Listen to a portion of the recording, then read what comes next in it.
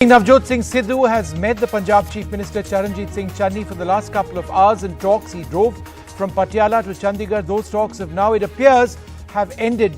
Vehicles coming out of the venue of those talks. This comes just a couple of days after Navjot Singh Sidhu resigned as State Congress Chief, throwing not just the Punjab crisis, Punjab Congress into crisis, but in fact the Congress party overall.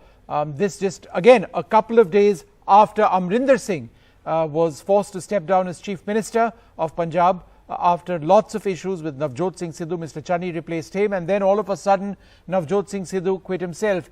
This really has had to do a great deal with those appointed in the Channi cabinet and also with a couple of crucial appointments, including the Director General of Police. This is what sources have indicated, the Attorney General and some other key posts. So the question is, after these talks, which really can be seen to be or interpreted as a face saver for the Congress party, if they want to try and hold the party together with elections just around the corner, less than 100 days, then that's important. On the other hand, how far will the Congress go as far as disobedience and willful disobedience within the party ranks is concerned? Disobedience in this case from Navjot Singh Sidhu and his constant demands. My colleague Ghazali joins us. Ghazali, is there anything to suggest that there has been a compromise? See, as of now, no confirmation, because CM left the venue, the meeting venue, which went around for more than an hour or so. But no confirmation whether a patch-up has been agreed upon or his demands have been met.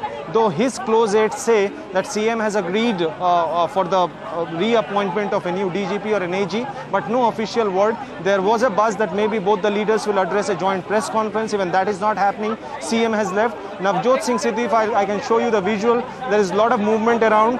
Punjab ministers who attended it, be it Rajkumar Verka or Pargat Singh, they were inside the meeting venue, but perhaps whether they attended this meeting between Navjot Singh Sidhu and Mr. Charanjit Singh Channi, even that is not confirmed yet. But meeting lasted for more than an hour and a half, and as of now, no confirmation whether the agreements have been made on reappointment of a DGP or an AG. But what we have picked up from our sources is that this meeting was just not about that Sidhu miffed about the appointments. Sidhu also raised the issue of cabinet portfolios, the allotment of portfolios to some ministers who he was not comfortable with. He also raised the issue that his close aides or his loyalists within the party have not been given most of the ministries. Only Pargat Singh, one of the person who is close to him, was given a sports ministry, but he certainly raised issues over the cabinet allocation as well. But as of now, no word whether what transpired in the meeting, has CM agreed or not. CM left waving hands, he was smiling, but as of now, no official word on what transpired in the meeting. Earlier on in the day, there was an indicator from one of the advisors of Navjot Singh Sidhu that, look, there are efforts at trying to placate Sidhu, that there would be some sort of an agreement. Yesterday, Sidhu said that he wasn't backing down at all. Today, he actually drove down and he's attended this meeting. So quite clearly, he would have been offered something. Otherwise, he wouldn't even have come for the meeting, right? Certainly, but that is the exact catch-22 situation for the party, because if agreements are made, if the CM is willing to give in to Navjot Singh Sidhu, then Sidhu's stature grows in Punjab.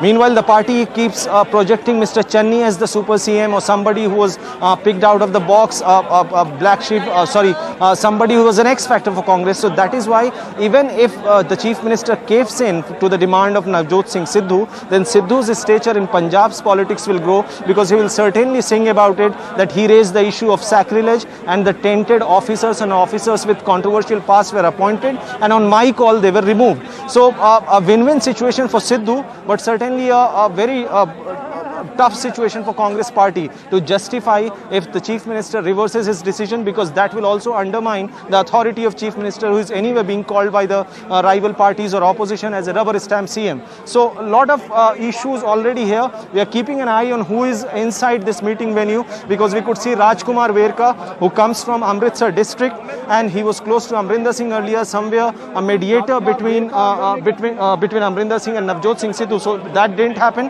Rajkumar Verka is inside the meeting venue. Another Sidhu aide, Mr. Pragat Singh, was also inside. Only CM has left, but Sidhu and his aides are still inside the meeting venue. But we don't know yet that what happened in the meeting, whether all his demands have been met, or CM has given any other assurance. Because if you see, minutes before the meeting, or minutes before Sidhu arrived here at the meeting, he put out a tweet. In that tweet, he just mentions about the DGP, that how he has got a controversial past, though he has demanded removal of, or he was uncomfortable with both the posting, be it the DGP or AG, but in his tweet, he just spoke about the DGP's controversial past. So people are saying that maybe the agreement was made that out of the two posts, maybe one will be changed, because DGP's controversial past linking to sacrilege is something which the party can't afford to have at this point of time, when sacrilege is one of the key issues ahead of polls. All right, thanks very much for joining us with all of those details. So let's see what that climb down is as far as Chief Minister Channi is concerned, how far he's willing to go to placate Navjot Singh Sidhu. Will the Congress leadership accept it at all? Is the Congress leadership actually having any say at this stage in the crisis?